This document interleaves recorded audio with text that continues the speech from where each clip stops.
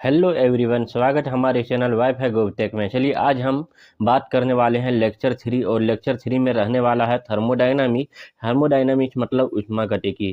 चलिए आज का जो लेक्चर है बहुत ही इंपॉर्टेंट लेक्चर है और यहाँ से आपका जो है आरएसी मैकेनिक कैसे और कहाँ से और क्यों पढ़ना चाहिए ये सब सीखेंगे और जानेंगे, और क्यों ज़रूरी है आरएसी मैकेनिक पढ़ने के लिए। ये सब सारा टॉपिक आज के ही दिन में आपको क्लियर होने वाली है।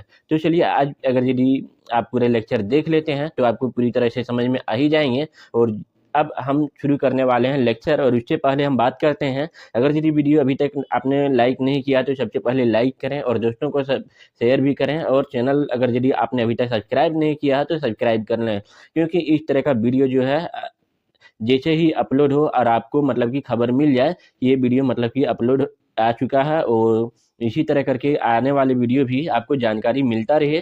चलिए अब हम देखते हैं आगे की बात, और आगे की जर्नी से हम पहले आपको पिछला कुछ याद दिलाते हैं कि मैंने पिछले के वीडियो के बारे में क्या क्या आपको बताया था, और उसके बाद आपको यहाँ दिखाएंगे कि मतलब कि क्या क्या मैंने कल देखा था। कल यहाँ से हम लोगों ने देखा था उसमें क्या है, हीट के बारे में हम लोगों ने जानकारी ले ली, और हीट के बारे में जानकारी क्या क्या ली इसके बारे में अब आज हम पूरी तरह से देखने वाले हैं। तो चलिए यहाँ हीट के बारे में आप लोग जान गए थे।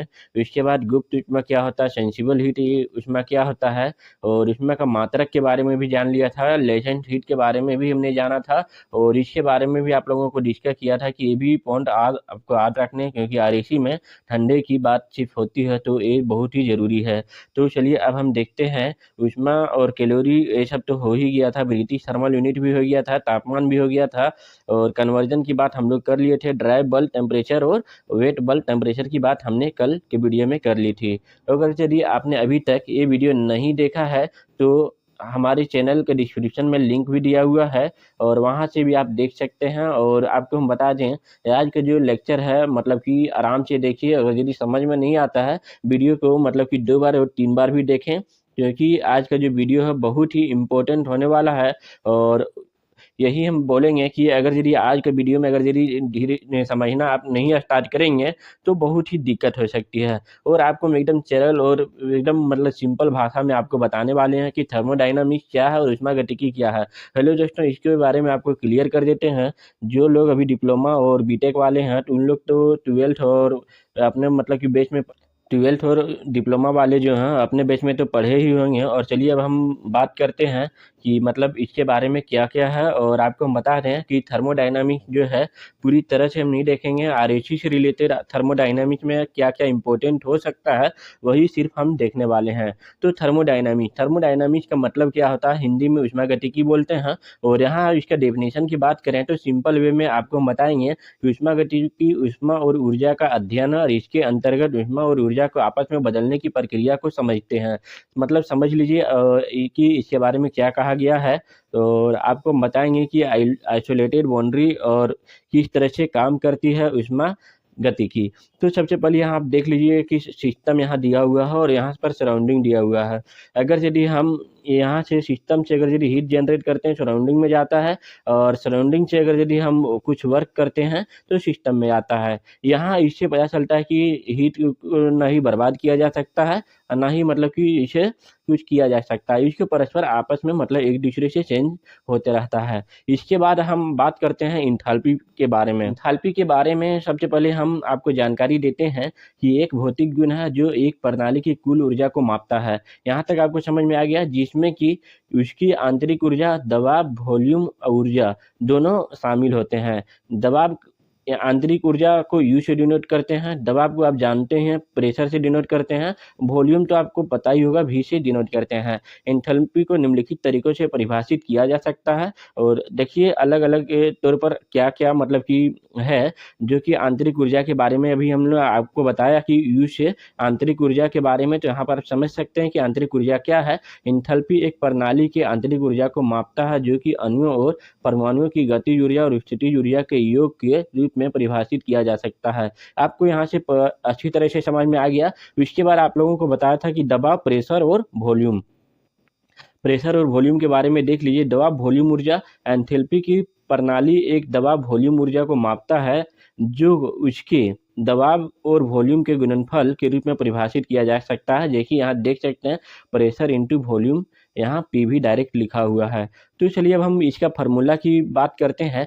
एच इक्वल टू एच का मतलब क्या होता है, एच का मतलब इंथाल्पी होता है, यहाँ पर देख सकते हैं इसका मतलब इंथाल्पी, यू का मतलब आंतरिक ऊर्जा, पी का मतलब दबाव और वी का मतलब वॉल्यूम, वॉल्यूम पी का मतलब दबाव यानी कि प्रेशर, प्रेशर की हम बात कर रहे हैं। इसके बाद आपको हम बताएंगे कि ये जो है ये फार्मूला आपको मतलब कि याद रखना है, और इसका जो मात्रक होता है जूल होता है।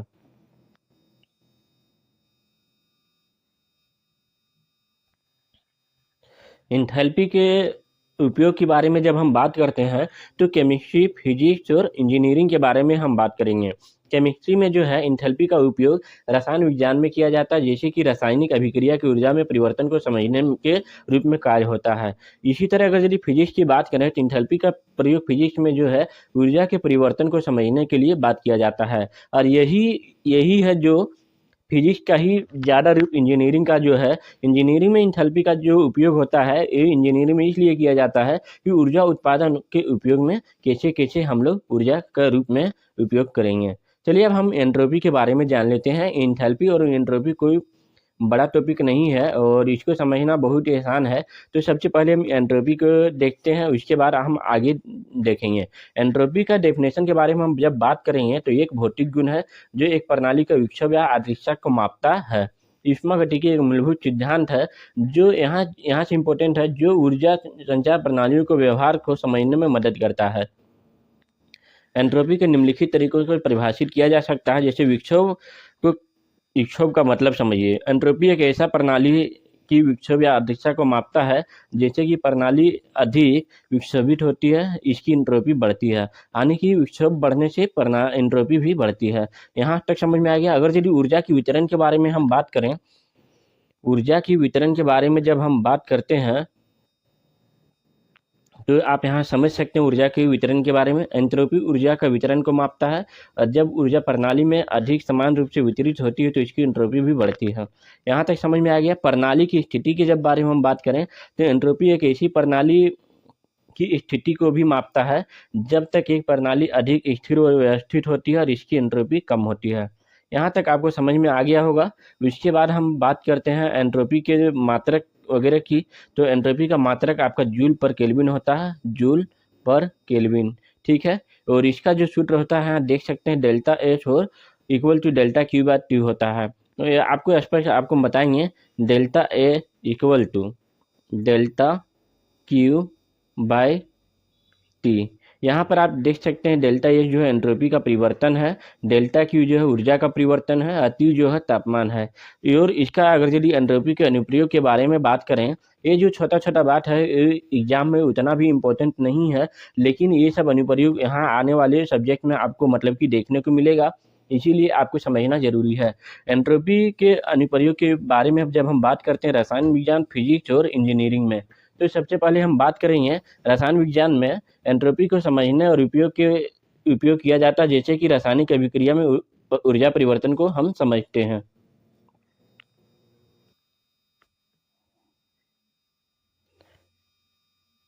जब हम भौतिकी की बात करें,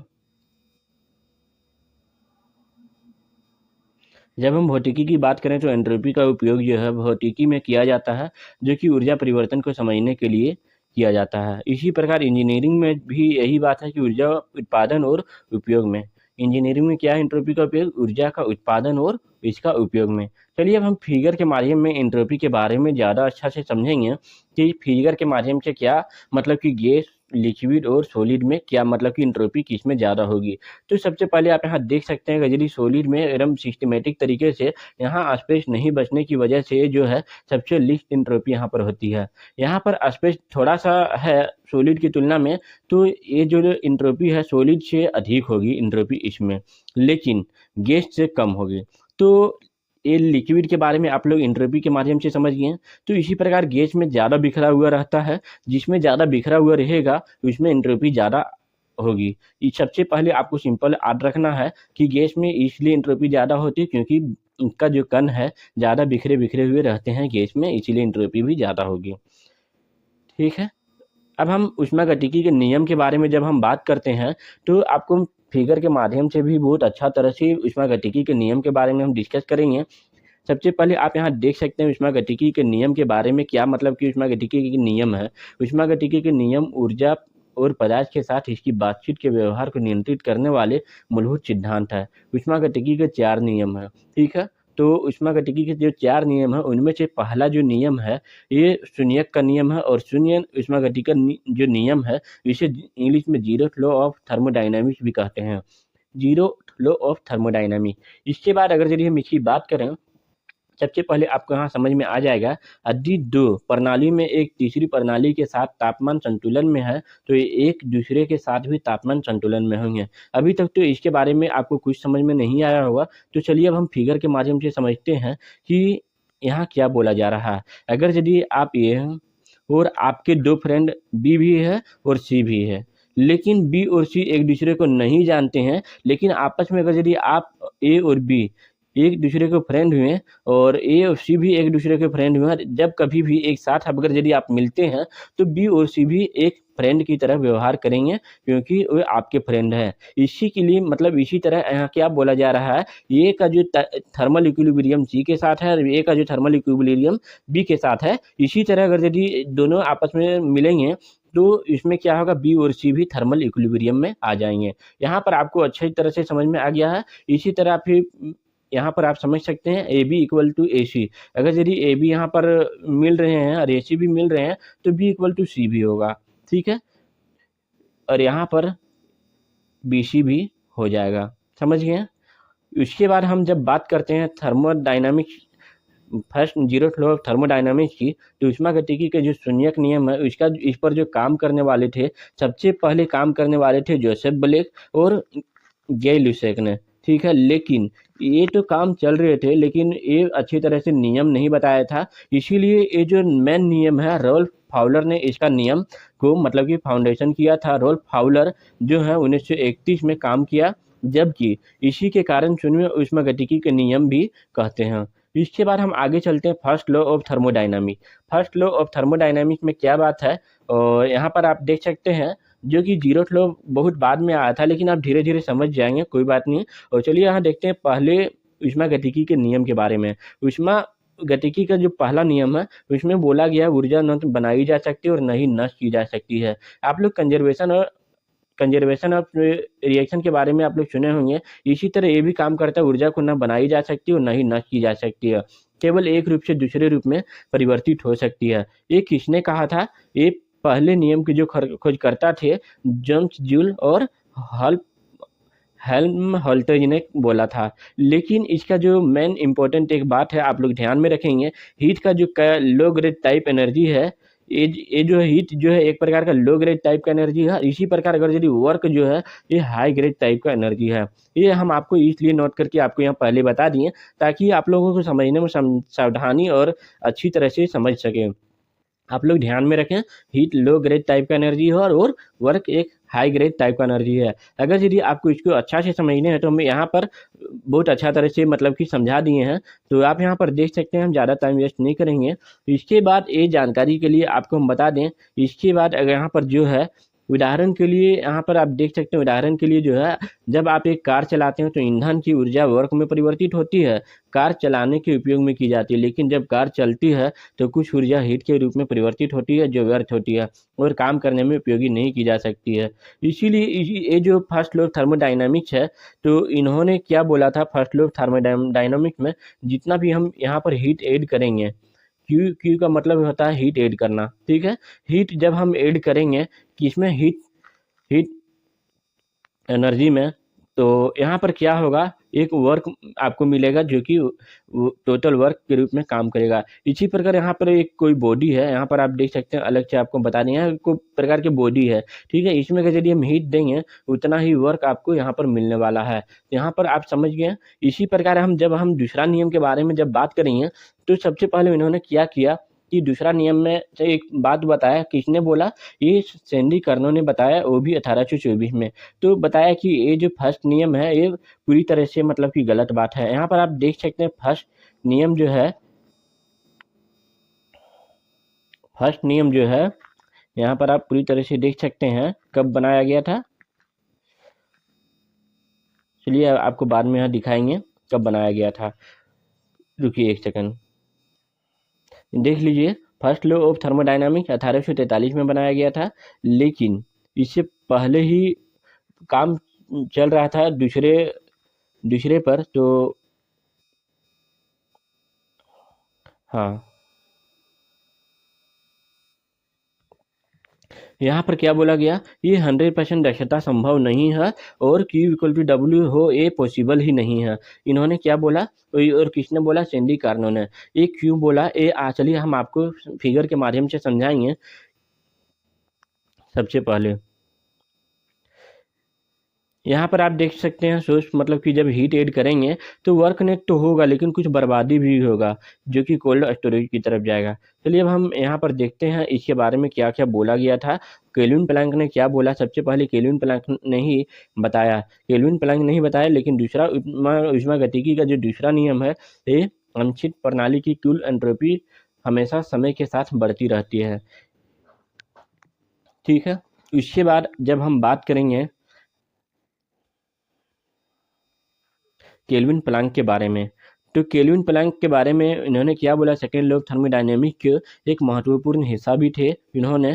लेकिन केल्विन प्लैंक के अनुसार कोई भी मशीन प्रणाली नहीं हो सकती जो निम्नलिखित कार्य करे। जैसे कि पहला, सक्रिय प्रणाली में केवल ऊष्मा ऊर्जा में परिवर्तित करे, केवल एक ही तापमान पर ऊर्जा को लेकर काम करे।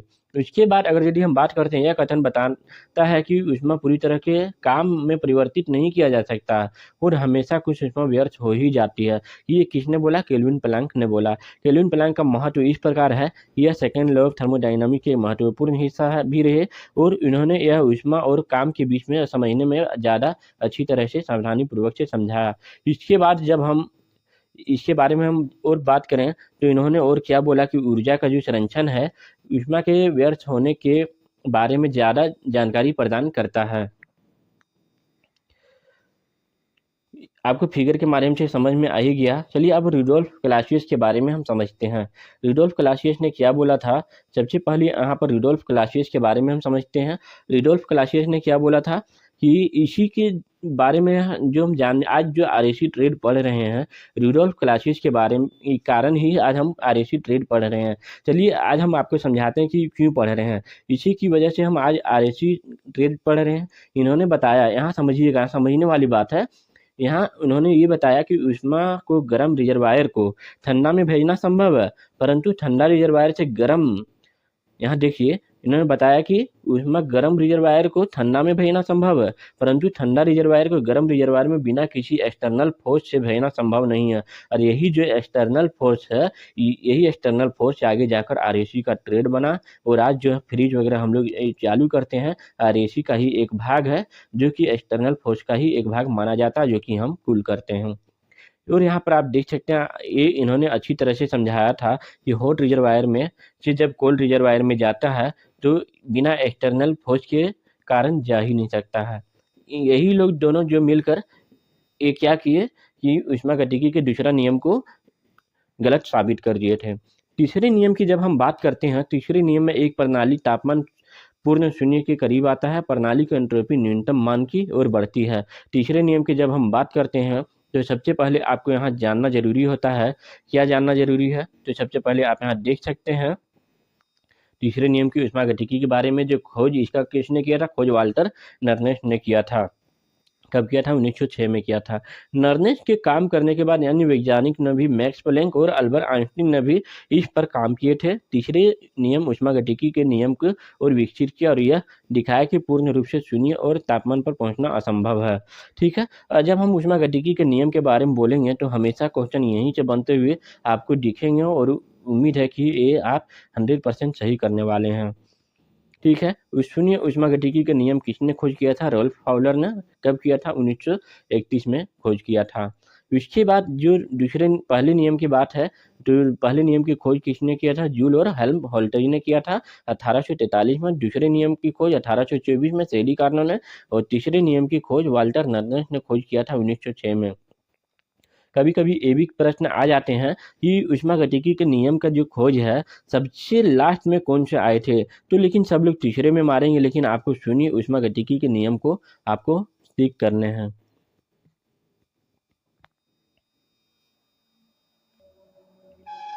जब हम बात करने वाले हैं रेफ्रिजरेशन एयर कंडीशनिंग के जो लेक्चर नंबर 3 है, आपको उम्मीद करते हैं ये वीडियो बहुत ही अच्छा लगा होगा। और जाते जाते हम यही आपसे रिक्वेस्ट करेंगे, बीच में हम आपको कभी नहीं बोलते हैं चैनल को सब्सक्राइब कीजिए, लाइक कीजिए, शेयर कीजिए, ये सब हम कभी नहीं बोलेंगे। और आपको वीडियो अच्छा लगे तो ही आप लोग सब्सक्राइब करेंगे और दूसरों को भेजेंगे। ठीक है, चलिए हम जाते जाते यही रिक्वेस्ट करेंगे, अगर यदि आपका एक लाइक अगर यदि मिल जाता है तो हमें वीडियो बनाने में मोटिवेशन मिलता है। तो चलिए अब हम जाते जाते अब यही बोलेंगे कि वीडियो को शेयर भी कर दीजिएगा और लाइक भी कर दीजिएगा, दोस्तों को बताइएगा कि यहाँ पर जो है रेफ्रिजरेशन एंड एयर कंडीशनिंग का जो क्लास है बहुत अच्छी तरह से समझाया जा रहा है आरएसी मैकेनिक ट्रेड में, और जो कि आरआरबी एएलपी से रिलेटेड बहुत ही इंपॉर्टेंट क्लास होने वाली है।